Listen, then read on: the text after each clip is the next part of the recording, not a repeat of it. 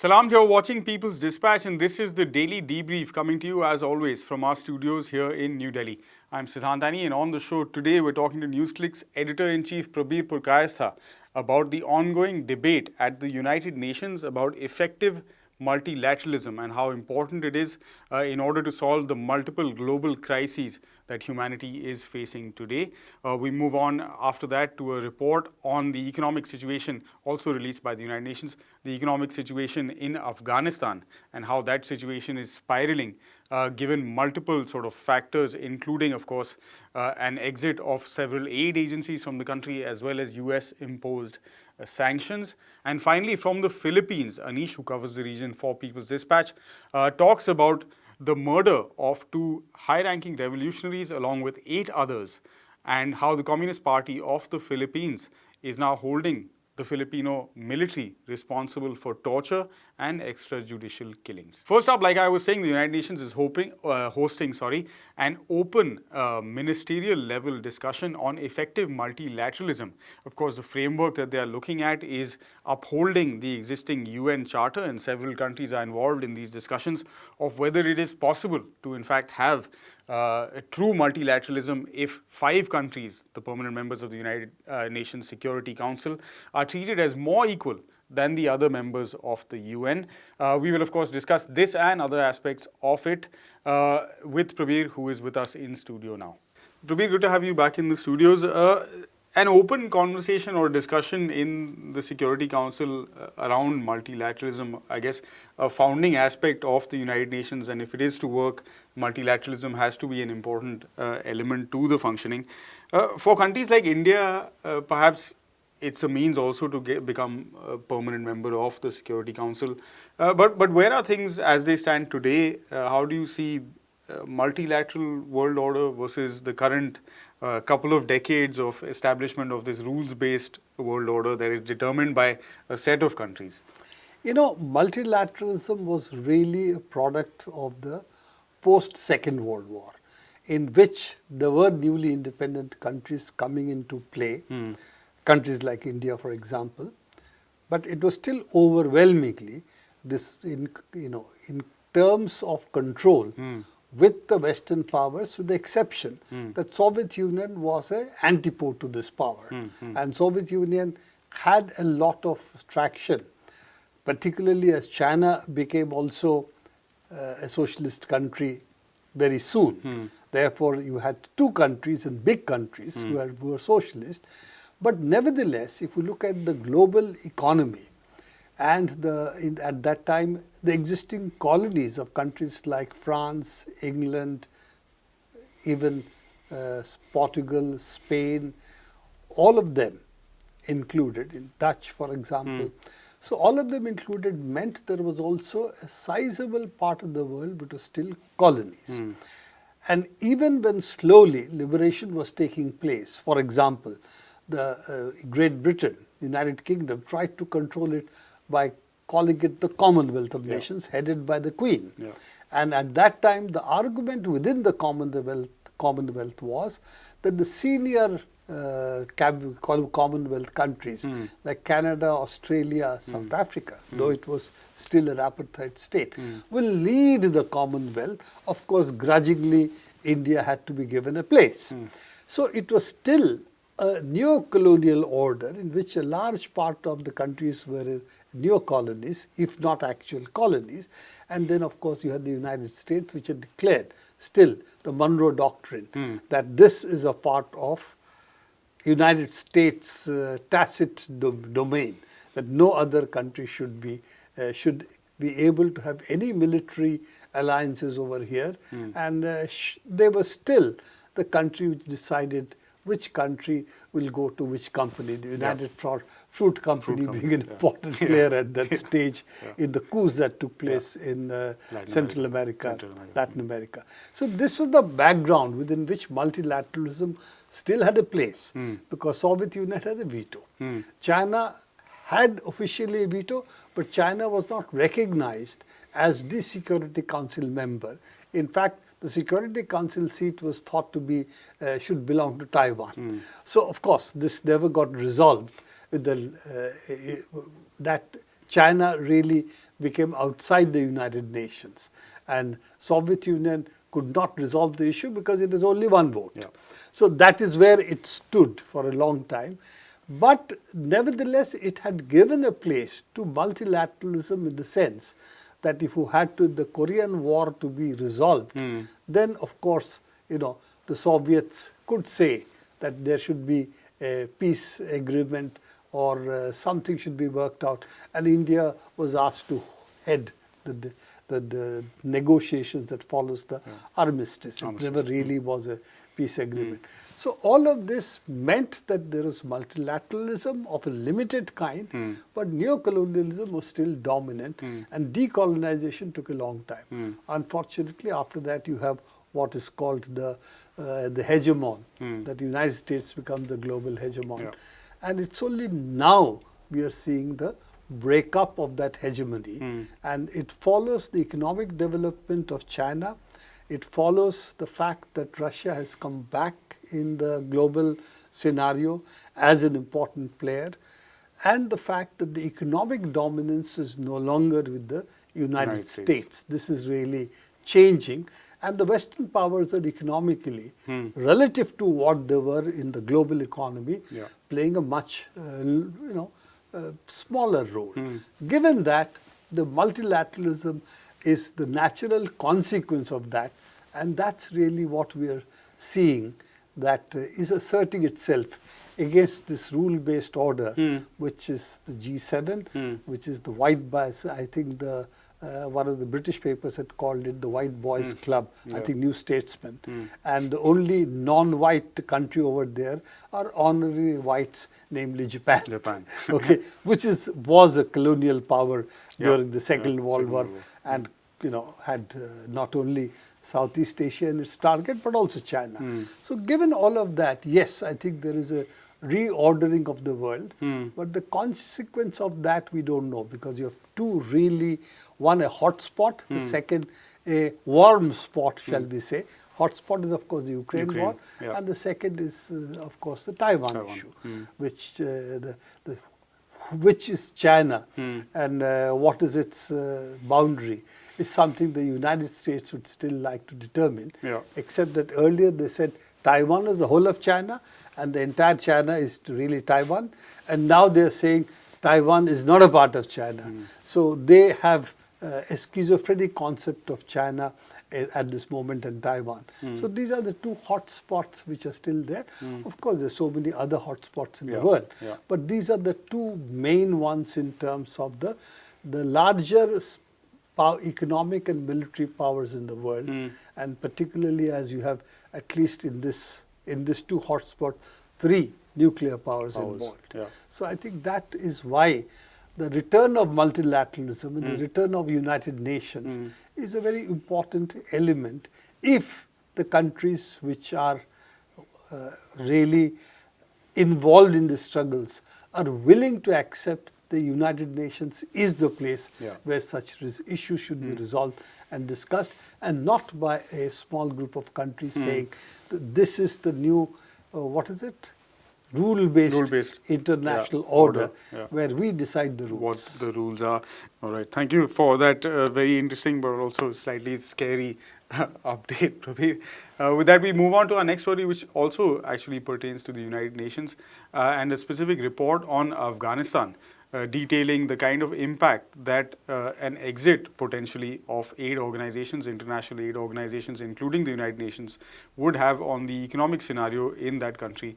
Of course, one aspect that the report does not mention, which our correspondent Shreya will touch on, is the impact that US unilateral sanctions and freezing of Afghan central bank assets have had on the economy and the ability of the Taliban government, that is the de facto ruling party in Afghanistan, to be able to provide important essential services to its people.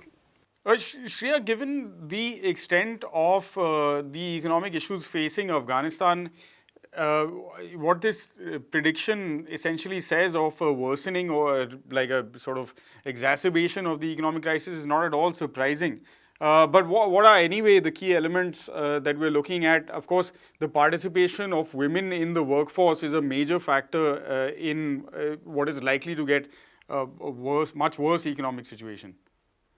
Right, Siddhant. So this report is important because it highlights how the international cuts in international aid since Taliban took power in Afghanistan in 2021 have impacted. So the major findings are that the economy has continued to spiral.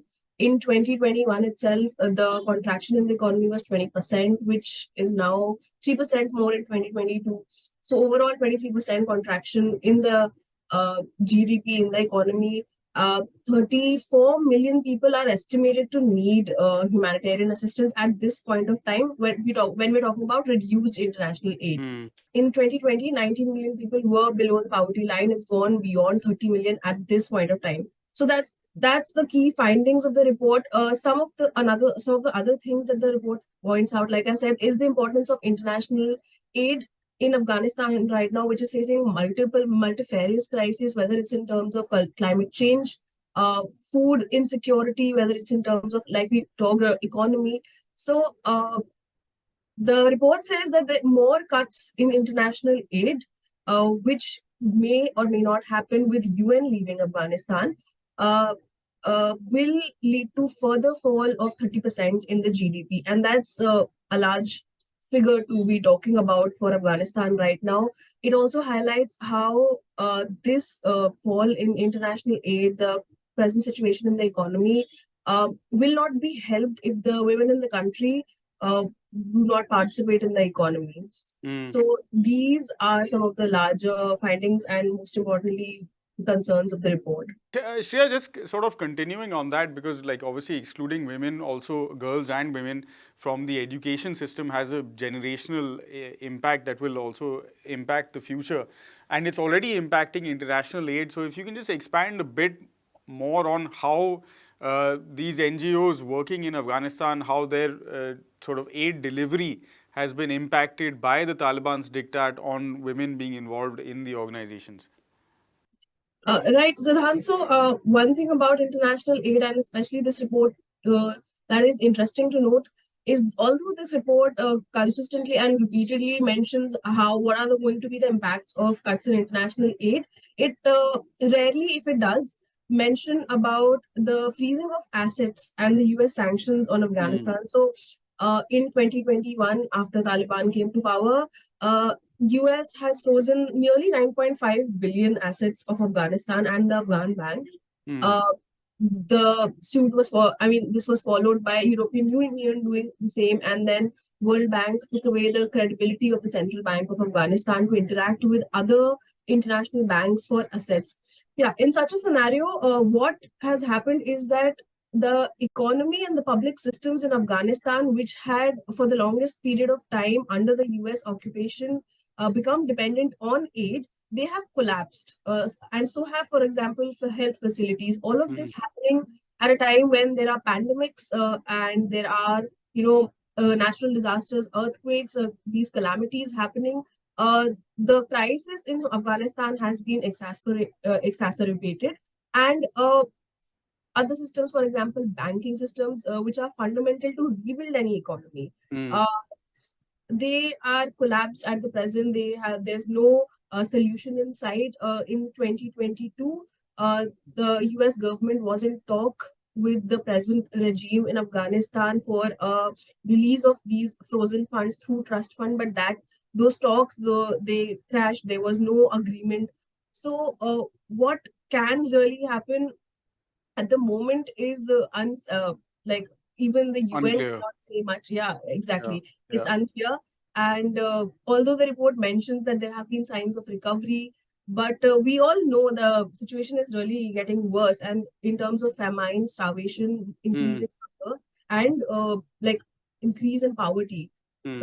So that is the present situation. It does seem like the perfect storm, and we'll wait, of course, here to see how that meeting that the UN is hosting in Doha on Afghanistan on the 1st and 2nd of next month goes. And it'll be actually, since we were talking about multilateralism earlier, one of the stiffest tests that the UN will face in terms of ongoing global crisis. But thanks for that update and for joining us today. And finally, the Communist Party of the Philippines has made a statement a couple of days ago declaring that it holds responsible for the killing of 10 revolutionaries who were taken, abducted actually, in the Samar province of the country in August of last year. The military is being held responsible for their torture and subsequent killing. The Communist Party, in a statement, has also refuted the claims made by the military about the circumstances in which these revolutionaries were killed. They, of course, include high-ranking members Benito and Wilma Tiamzon of the Communist Party of the Philippines, who are also important peace advocates in the country and involved in the now discarded peace process in the Philippines. Anish, like I was mentioning, covers the region for People's Dispatch and joins us now via video conference. Anish, the latest statement from the Communist Party of the Philippines indicating how long it has taken to even piece together the circumstances in which these party members were disappeared, and then subsequently it was discovered that they had been killed. Various versions of course, events being sort of told by the military and by the establishment. What is the latest that you're hearing? What are the circumstances in which these events took place and these activists were killed? So, if we begin with the most uncontroversial part of the series of events that led to their death, it's just the fact that we know for sure that they were killed in August last year, and it's the circumstances of the death that is shrouded in mystery to some extent, because at the time when they were killed, the Filipino army, actually gave out a statement saying that they had killed 10 militants. They call them militants in a gunfight, a firefight between that happened, on high seas. There was apparently a motorboat chase at the time, and which was something that the details of which was something that the Communist Party, the underground movement, had actually discarded as pure myth making at the time, because apparently this was also done with help from sections of the U.S. military that were also aiding the Filipino army at the time. So obviously, these factors, this sort of series of events that the military officials had given, was something that was not very clear. There were details that were missing. How they reached the seas was something that we did not know.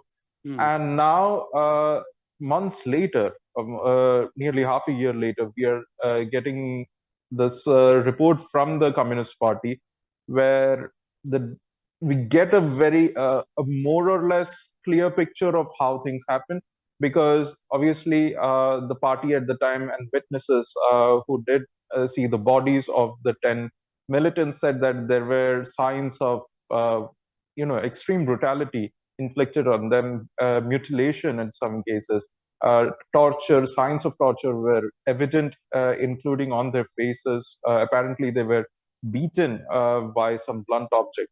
So this was something that witnesses had seen. There was also the fact that they were on the road in two different vans, and that they were probably captured on the road and taken for some sort of questioning or interrogation that was absolutely violent and brutal, and the deaths were then later announced by the military.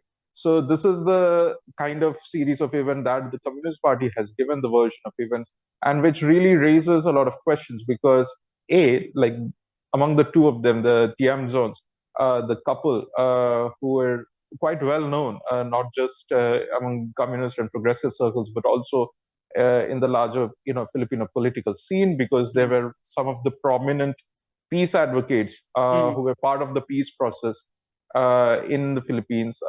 They were the ones who were the attention, the center of attention of this entire incident.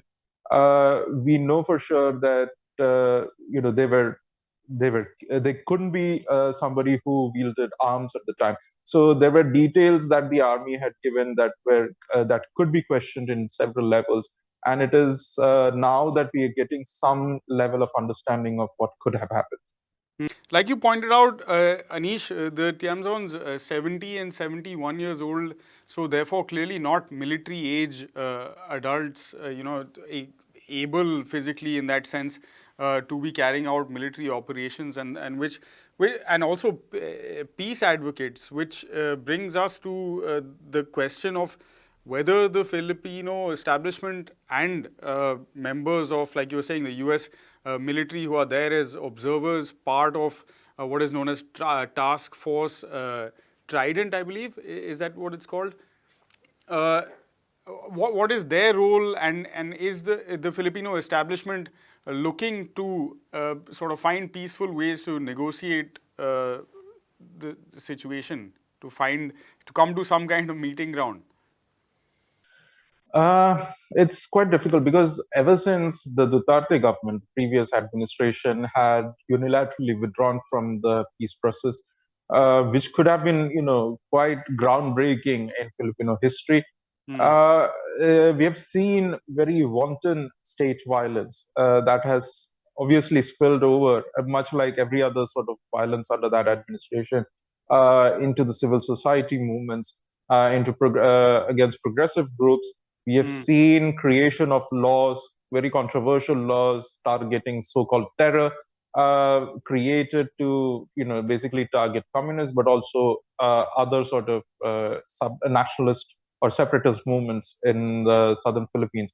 And so, obviously, in this case, what we're looking at is the complete disregard of the Filipino military establishment towards any kind of attempt at reconciliation or peace.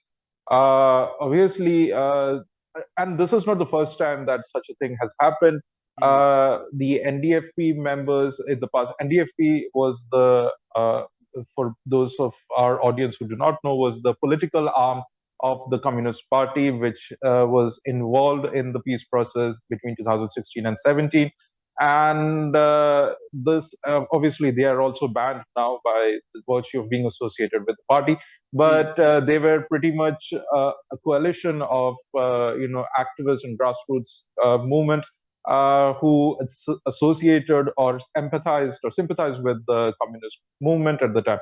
And so this included a lot of people who were surrendered militants who later joined part of the NDFP to become, to be part of the peace movement. So when the whole thing fell apart, many of them had to go underground.